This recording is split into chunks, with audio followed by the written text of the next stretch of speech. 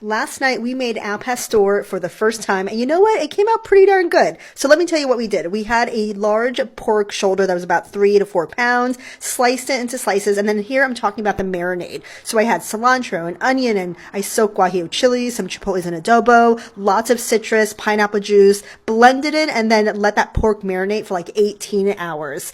I put it on to our rotisserie spit, and I have some really nice aromatic wood, so it smelled amazing, but I would bring it to the fire closer next time because I wanted more of a char. It took kind of a while.